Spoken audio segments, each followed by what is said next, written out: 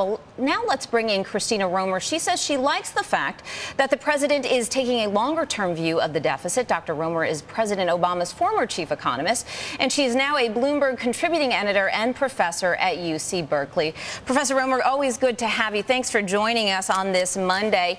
You know what? Let's recap what happened on Friday. That budget battle, we were covering it well until the wee hours of the evening, managed to get passed. But you don't think it's necessarily a win for jobless?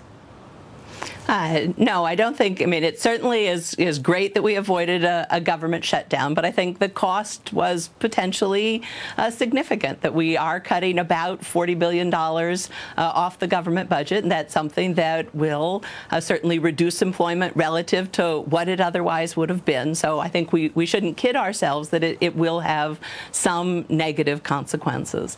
I think Peter's description about going forward is incredibly important, because with the fight over the debt ceiling coming, you know, I think I'm thrilled that the president is giving his big speech on Wednesday to try to reframe this debate so that we're talking about the long-run deficit and what are the comprehensive measures we're going to take, not fighting about cutting spending more right now, because that is hard on the economy.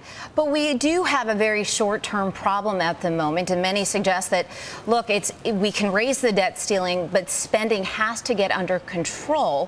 What would you say, what should happen with the debt ceiling, and how are they going to be able to raise it while cutting spending at the same time?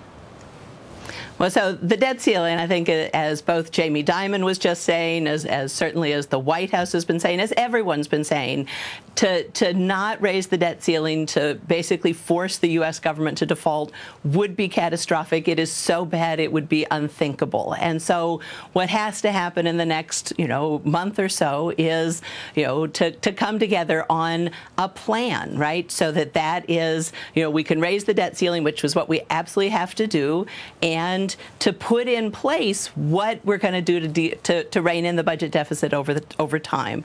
The important point is it doesn't have to begin today. You don't have to do the spending cuts right now. You don't have to do the revenue cuts this minute. You can legislate the plan that as the economy gets healthier, that starts to kick in. And that's what most of the various commissions to deal with the deficit are talking about, is a long-run plan. And that's even what Congressman Ryan was talking about, was a long-range plan to deal with the long-term deficit.